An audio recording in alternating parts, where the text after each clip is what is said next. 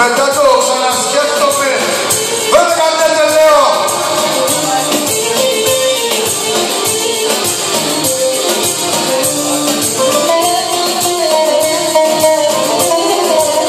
Βρισκόμαστε στο Mercedes γιατί περνάμε φίνα. Γιατί περνάμε φίνα σαν να ήταν μια βραδιά μπουζούκια στην Αθήνα.